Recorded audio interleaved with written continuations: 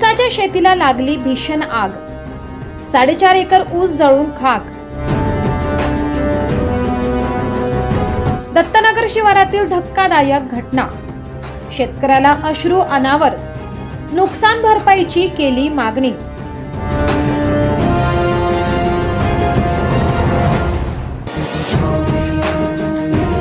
कळवण तालुक्यातील अभोणा नजीकच्या दत्तनगर शिवारात आज एक दुर्दैवी घटना घडली।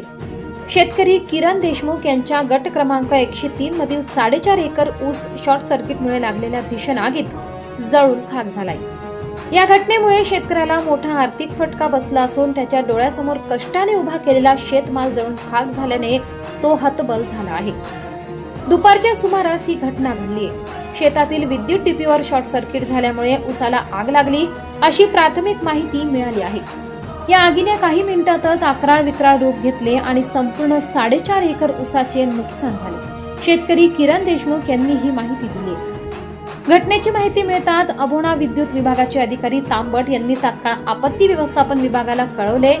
दत्तनगरचे पोलीस पाटील प्रकाश नारायण पवार यांनी ग्रामस्थांसह घटनास्थळी धाव घेतली आणि परिस्थितीची पाहणी केली। तसेच त्यांनी प्रशासनाला तातडीने पंचनामा करून शेतकऱ्याला नुकसान भरपाई देण्याची विनंती केली।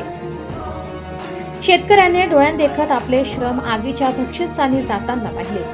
काढणीला आलेल्या ऊसाचे अशा प्रकारे नुकसान झाल्याने तो पूर्णतः कोसळून गेला आहे।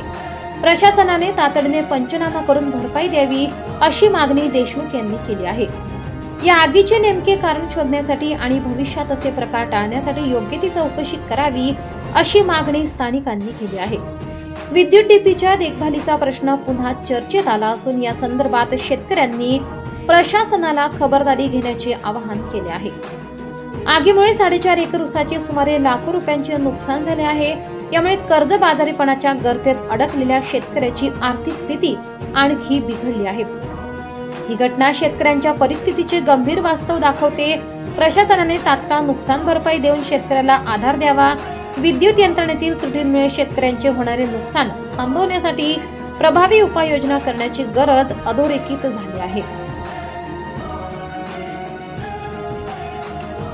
मराठी केसरी न्यूज ब्युरो, कळवण।